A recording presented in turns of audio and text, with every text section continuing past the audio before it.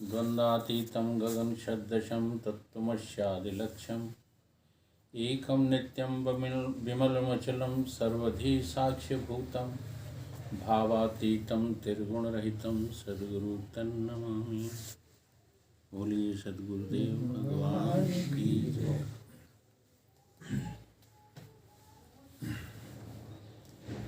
गीता में, श्रीमद् भगवत गीता में तीसरे अध्याय में कर्म योग की चर्चा प्रारंभ की गई। दूसरे अध्याय में भी कर्म की बात भगवान ने की है, परंतु बड़ी देर बाद की है। पहले सांख्य योग चला है, उसके बाद जो है उन्होंने जब सांख्य योग का उपसंहार किया है तब कर्म योग की बात जो है प्रारंभ की। तो कर्म योग में सीधे सीधे दो शब्द आपको नजर आ रहे हैं, एक तो कर्म और दूसरा जो है वो योग। अब इन दोनों में जो है हम ठीक से विवेक स्थापित कर लें, इसलिए पहले सांख्य योग कहा उन्होंने। सांख्य योग का सीधा सीधा अभिप्राय ये होता है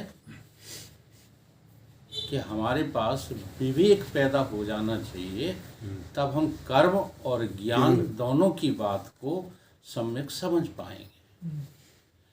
अगर आपके पास विवेक नहीं है तो आप कर्मों के विषय में भी मनोमुखी समझ रखेंगे। हमारे मन को जो समझ में आ रहा है, हमारी बुद्धि वही निश्चय करेगी। और अगर विवेक पैदा हो जाए ना, तो दोनों चीज़ें जो है स्पष्ट हो जाती हैं। यहाँ आकर के अध्याय 2 के जो है अर्धाली पर लगभग श्लोक नंबर जो है 37-38 के समीप कहीं उन्होंने महाराज कृष्ण भगवान ने ये कहा है कि हमारी दृष्टि जो है सुख दुख समय कृत्वा, सुख दुख लाभो लाभ जया जय जया जय, इन सभी पर सम होना चाहिए, तब हमसे कर्मयोग बनेगा। ये 3 शब्द ले लिए हैं, नहीं शब्द तो बहुत हैं, बहुत शब्दों से तात्पर्य है द्वंद्व से। जब भी आप किसी को जो है कर्म समझेंगे, तब आपके सामने 2 वस्तुएं खड़ी होंगी, अवश्य खड़ी होंगी। जैसा अभी आपने कहा था यहाँ बोलते समय कि कर्म का फल तो पहले ही निर्धारित हो जाता है, बिना फल की इच्छा के हम कोई कर्म करते ही नहीं हैं। ठीक है, तो ये वाक्य तो ठीक है, हम करते ही नहीं हैं, लेकिन हम कर नहीं सकते, ये बात गलत।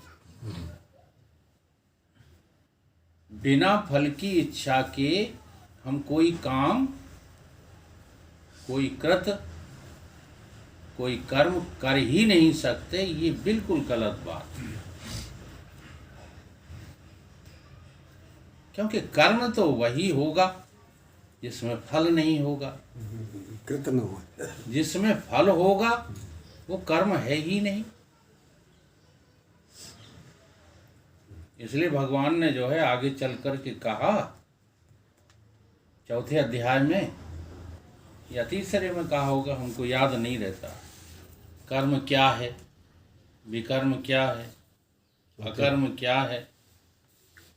इसके सिलसिले में बड़े बड़े जो है विद्युत जन भी संदिग्ध रहते हैं।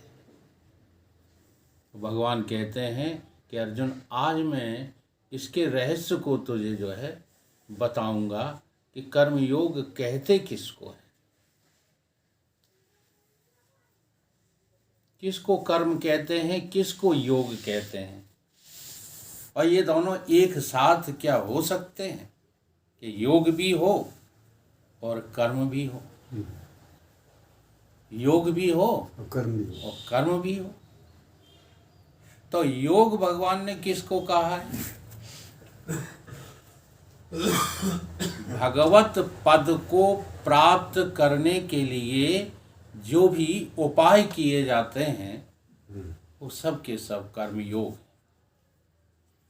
सब कर्मयोग। अब हमको ये देखना है कि भगवत प्राप्ति के लिए हम उपाय कर रहे हैं या अपनी इच्छाओं और वासनाओं की पूर्ति में लगे पड़े, ये देखना है। तो अगर भगवत प्राप्ति के लिए हम शरीर से कुछ भी करें, जैसे किसी ने ये भी कहा, किसने कहा पता नहीं, शायद अग्नोत्री जी ने कहा होगा, अभी आज ही सुना है कि आप जो है भगवत प्राप्ति कर लो, फिर चाहे कुछ कर डालो। भगवान ने, स्वयं भगवान ने भी ये कहा है, एक बार तो मेरी ज्ञान की नौका में बैठ जा, फिर मैं गारंटी लेता हूँ, इस भावसागर से पार करने की गारंटी मैं लेता हूँ। ऐसा जो है गुरु अपने शिष्य को समझा रहे हैं, अर्जुन को भगवान कह रहे हैं कि नहीं? तब ये ज्ञान की नौका क्या है? ये जो ज्ञान की नौका है ना, इसी का नाम योग है, अर्थात वो उपाय जिसके द्वारा मुझे परम पद जो है दिखने लग जाए, परम पद की प्राप्ति हो जाए, परम पद हमको जच जाए, समझ में आ जाए, उसका नाम तो है योग। ठीक है। उपाय में दो हैं शब्द, एक है उप, एक है आय। आय का अर्थ होता है आमदनी। आय का अर्थ क्या है? आमदनी। आमदनी। और उप का क्या अर्थ होता है? समीप। समीप। ठीक है।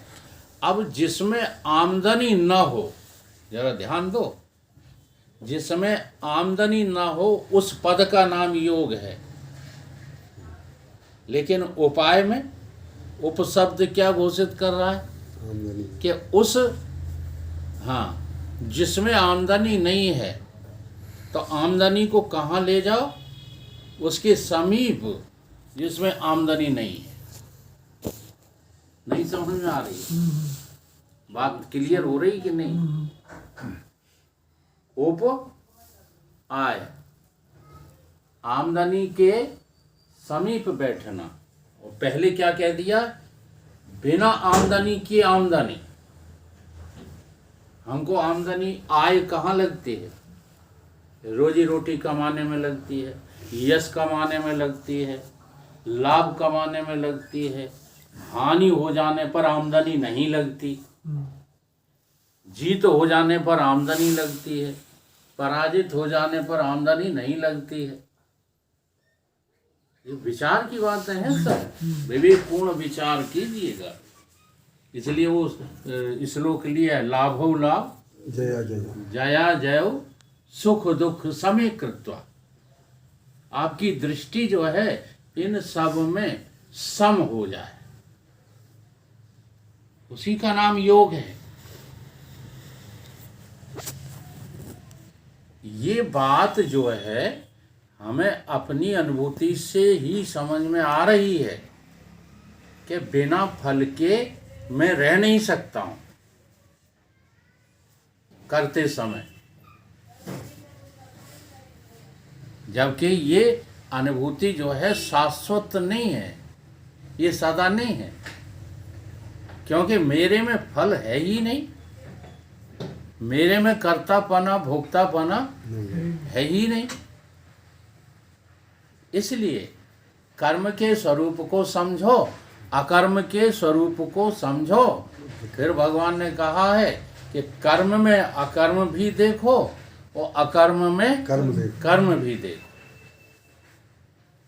तब जो है ये सारी गुत्थी जो है सुलझेगी, तब हमको समझ में आएगा चलो हम सीधी सी भाषा में समझा देते हैं, क्योंकि गीता में तो इस ढंग से बात कही गई है, भगवान ने जो है उसका एक क्रम बनाया है कहने का। लेकिन अपने यहाँ जो भी सत्संग चल रहा है वो कैसा चल रहा है? यहाँ कटपीस, यहाँ कोई क्रम है ही नहीं। हाँ, कोई कहीं उलझा हुआ है, कोई कहीं उलझा हुआ है। अब बातचीत तो सभी की करना है ना। यहाँ कोई पक्का जो है गुरु मानने को तो तैयार है नहीं किसी को भी। मैं इसी अपने शरीर की बात नहीं कर रहा हूँ। हाँ, यहाँ काऊ को गुरु मानने को, गुरु जो है बनने को सब तैयार है, लेकिन गुरुता को स्वीकार, गुरु तत्व को स्वीकार कोई करना नहीं चाहता।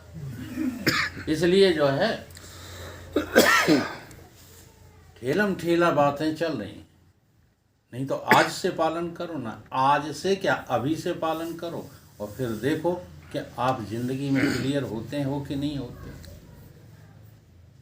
यहाँ से बात को कह देना या कहीं पर किसी से वार्तालाप में बात को कह देना बहुत आसान काम है, लेकिन उसी बात को जीवन में उतार लाना लोहे के चने चबाना है कि नहीं है। और है क्या कठिनता किस बात की है? मनुष्य के अलावा भगवत प्राप्ति और किसे हुई है? अगर आप जो है पौराणिक कथाओं को लेंगे तो उसमें मिल जाएंगी कि इसे हुई है, उसे हुई है, लेकिन वो समझदारी तो मनुष्य की ही है। अगर हम किसी पशु को भी, किसी पक्षी को भी भगवत प्राप्ति जो है कराने के उपदेश देते हैं तो समझदारी कौन की है? मनुष्य की। मनुष्य की। तो मनुष्य हुए बिना जो है ये भगवत प्राप्ति नहीं हो सकती।